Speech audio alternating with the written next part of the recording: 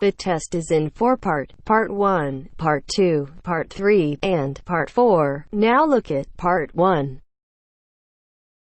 Part 1.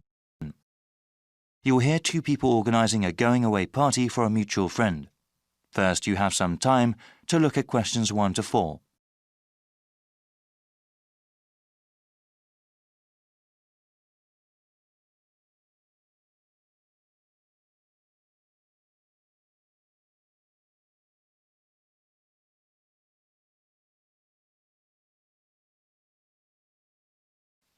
Now we shall begin. You should answer the questions as you listen, because you will not hear the recording a second time. Listen carefully and answer questions 1 to 4. Hey Bruce, looks like we got some planning to do for Albert's going away party, right? There are certainly some things we have to talk about now. Yeah, that's better than doing everything at the last minute. OK, so I can write some notes as we talk. Sure thing. So, when should we have the party? He goes to Thailand on the 26th of August. OK, let's have it on the 24th then. Yes, let me see. That's a Friday. That'd be perfect. Now, where should we have it? At a bar or a club? You know, I think he would like something really intimate, nothing too loud. A restaurant would be good. Maybe the Apple Tree Grill? Great place, sounds good. OK, now we have to think about who to invite. Well, his best friend from college. Sure. And his cousins? Right. Oh yes, his co-workers. Yeah, OK, his co-workers and his boss. Any other people? How about his yoga classmates? He does love yoga, but that might be too many people. I suppose so. I can email and text message the invitations. When should I send them? We should send them out soon, but not too early. How about the 16th of August then? Well, why not give it a few more days? The 13th? All right, I think that's a good time too.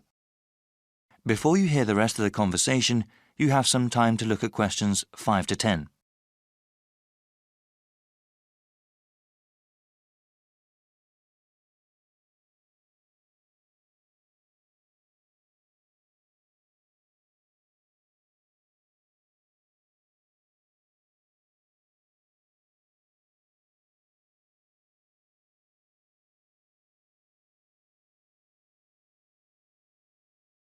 Now listen and answer questions 5 to 10.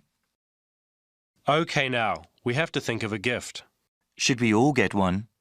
No, I was thinking we could all give money for the party and the gift. You know, something really nice. Yeah, that'd be better than getting him little things individually. I can ask for the money. Thanks for doing that. How much should we ask for? I think we should ask for maybe $15 each. Is that too much? No, not at all. He's going away for 2 years. That would give us about $150. That's a good amount. Yeah, well, I'm thinking we could get him something practical. Yes, especially since he's going abroad. Something he could use, something that's also portable. We could get him an article of clothing, perhaps, or maybe even a pair of shoes. Shoes are nice, but they might wear out easily, especially where he's going. Maybe a book light? A what? Yeah, he loves to read, and a book light would be very convenient when he travels. OK, that's one good gift idea. Did you write that down? Yep. Now, we need to think about reservations at the restaurant. Well, we should get their big banquet room, yeah? Yes, definitely.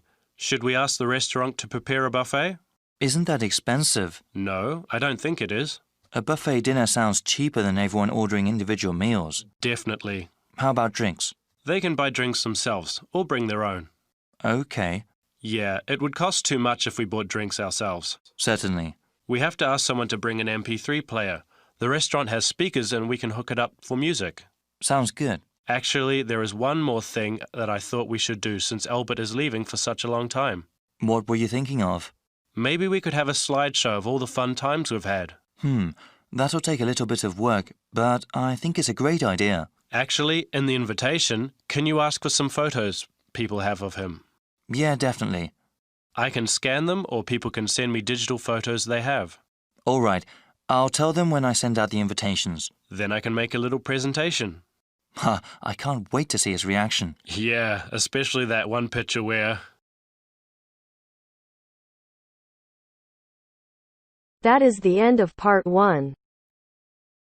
You now have half a minute to check your answers.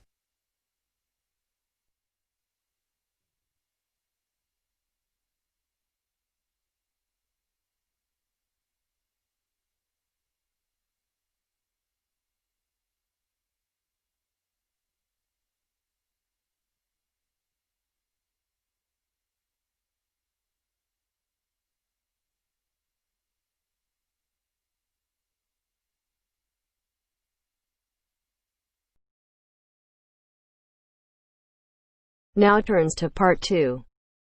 Part 2. You'll hear Laura talk about this year's International Food Festival. First, you have some time to look at questions 11 to 14.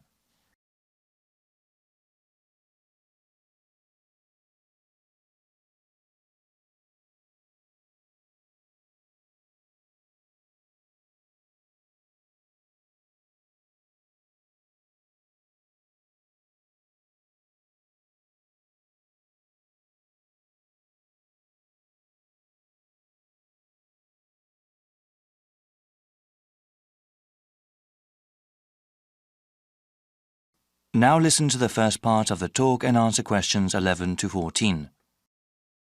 Good morning, everyone. Today we have a special guest speaker. Laura Lanthor is director of the International Food Festival this year. Laura, can you tell us about what to expect at the festival? Of course, Vincent. This spring, people in the city can go to the 7th Annual International Food Festival. This is a special event for the whole family. I do have to tell you, though, we are holding it at a different date than before. Easter is exceptionally early this year, and if the festival were held as usual, it would have fallen on the same weekend. This year, the festival will be held on the first week of April, before Easter. The festival will be held at the Walker Field grounds and will be divided into 4 main areas. There will be a Western food area with authentic representations of European cuisine. There will also be an East Asian section with chefs and products from Japan, Korea, and China. A South Asian section will have food from India, Vietnam, Thailand, and Indonesia. For the first time this year, we will also have a Latin American section where people can try things from Mexico, various Caribbean countries, and South America. There will also be special booths where people can learn about all these cuisines. This year, we are expanding the cooking workshop and demonstration portion of the festival. Attendees last year really seemed to like learning about food and having a hands-on experience. Before you hear the rest of the talk, you have some time to look at questions 15 to 20.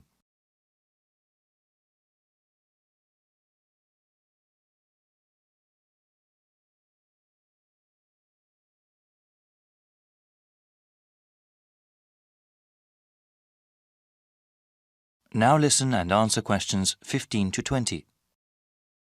I'll give you a brief description of 3 of the workshops we have. Like I said, these allow you to participate directly in the making of food and teach you techniques you can use at home. For a full list of them, please go to our online website. We will give you the site address after the end of my talk. You will also find there the procedure to pre-register for the workshops. Pre-registration takes place when you buy your festival tickets and is highly recommended. Non-Western food has become increasingly popular these days, and many people are interested in how to cook such food at home. Such cuisines use a variety of different spices, ones that aspiring cooks might not be familiar with. Therefore, our world tour of spices is a good introduction to the flavor profiles of other cuisines. I would recommend it for adults who want to seriously learn about cooking. Small children might not take to the more exotic spices. One workshop that is meant for children is Candy Adventures. There are traditional activities like making gingerbread houses. Other activities teach basic decorating techniques, including the proper use of coloring dye. Kids can also learn how to make flowers and other objects out of cake frosting. We understand the concerns of parents regarding their children's health, so everything used in this workshop is either sugar-free or uses acceptable sugar substitutes. Lastly, we have a workshop that is suitable for the whole family. Salads Forever is a workshop for everyone interested in healthy eating. There will be different kinds of salads that people can try and demonstrations that show how to make them. Salads have grown in popularity these days and are a healthy addition to any diet if prepared the right way. The workshop will also teach how to make healthy salad dressings. I'm afraid that's all I have today. Please visit the festival website for more details.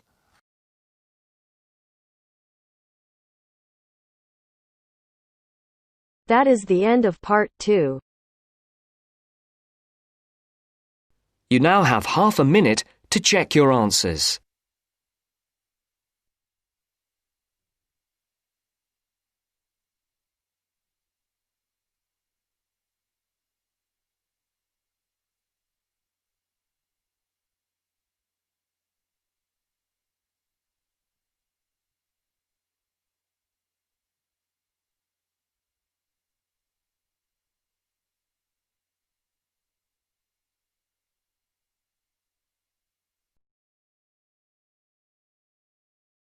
Now turns to Part 3. Part 3. You'll hear three students discussing an assignment they are doing together. First, you have some time to look at questions 21 to 26.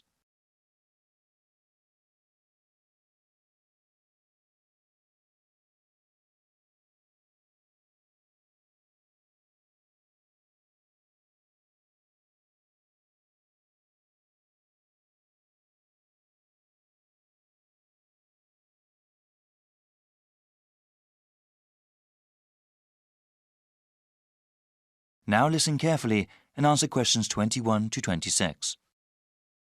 Hi, Alice. Wow. I'm about 15 minutes late. Sorry about that. The bus got stuck in a lot of traffic. You want to go over the presentation we have to do now, or get something to eat? No problem. There's always traffic at this time. Juan and I were thinking we could eat afterwards, so we could relax and enjoy our meal. Sounds good. So let's go over what we have to do again.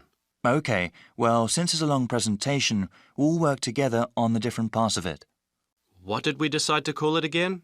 I think it was Eastern European economies move towards democracy and capitalism. The professor said the presentation had to be how long? He said about 35 minutes. That is how long the three of us are supposed to present. Then there will be a 10-minute question and answer session. Any student or the professor may ask us a question regarding the topic. Our grade also depends on how well we do in that part.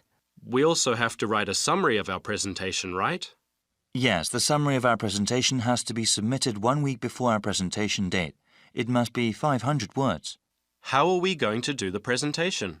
I thought we could give the class a basic handout, like an outline of our presentation. We could even create a poster with a map of the area we were talking about. Well, I was thinking we could make a slideshow using computer software and then using a projector during our presentation. People pay more attention to images on a screen. Well, actually, I've never really used that kind of software. I always thought a basic handout or poster was sufficient. I think giving the information we have with visuals like that will really make our presentation stand out. Well, it would have to be done really well to make any sort of impact, and I'm not sure if that would be a good use of time. Maybe it would be better to spend that time on research and writing. I don't think it would take away that much time. Well, all of us have to research the assignment well and write a really good presentation. I think making a fancy visual presentation wouldn't help. Actually, I think such slideshows are distracting. People focus more on the images on the screen than what the presenters are saying. I'm still not sure I agree with you.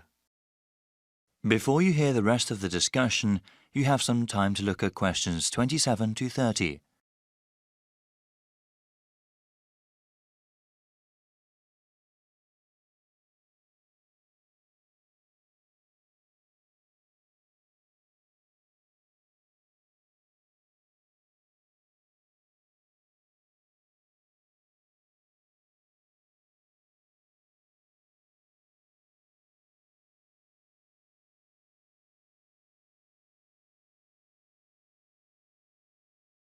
Now listen and answer questions 27 to 30.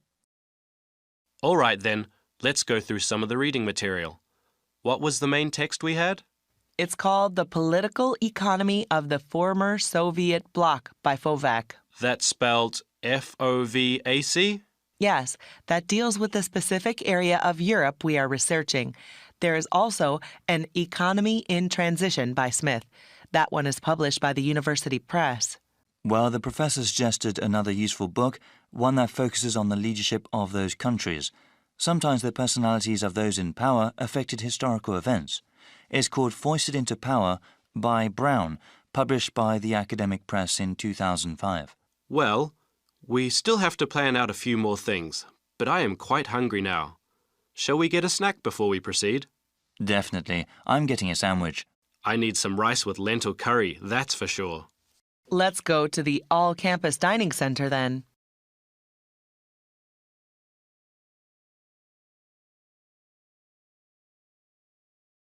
That is the end of part 3. You now have half a minute to check your answers.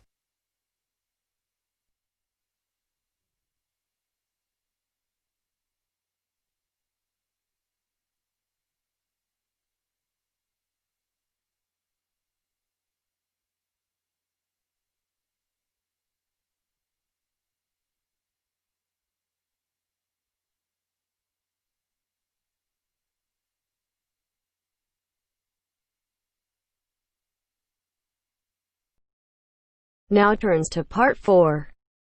Part 4. You will hear a student representative explaining the views of the student body about how a large donation to the school should be spent.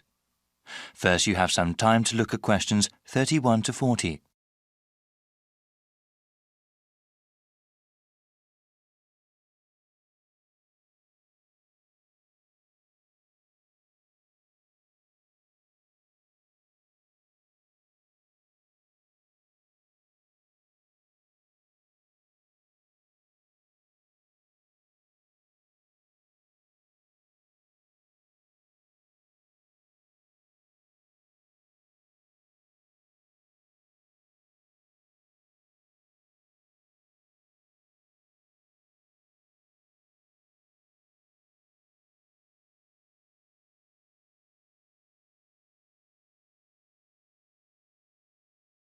Now listen carefully and answer questions 31 to 40. Thank you, Mr. Chairman, for asking the student body about the recent large donation to our school and what it should be spent on. Also, thank you to the rest of the Board of Trustees for letting us have some say over how to improve our university. We know that sometimes students and administration have different priorities regarding the development of the school, but we hope you sincerely consider some of the ideas that are proposed. When the estate of Paul A. Modrib announced that he had left over $50 million to the school, the whole community was quite ecstatic and very grateful for such a generous gift. Since the initial euphoria has passed, though, we have all realized that some tough decisions have to be made. The donation can help fund new projects for the school or improve existing facilities and programs. But there is not enough money to pay for every single idea. That is why the University Senate, through an online survey, asked the student body what ideas they thought were best. The first part of this survey consisted of an open question. Students could list any number of different ideas. The results were then compiled in order to do a second online survey. Ideas that were totally impossible, or those that were jokes, were taken out. All the ideas that consistently came up again and again were put to a vote. We found that the 4 things that came up the most were all pretty different. I will mention them briefly before going over the pros and cons of each of them. In the first part of the survey, we saw over and over again that students wanted to improve the residential dormitories, completely redo the campus dining system, remodel the athletics building, and finally increase funding for research projects and grants, especially for those in science. Obviously, there is not enough money from the donation to pay for all those ideas, so we have to prioritize.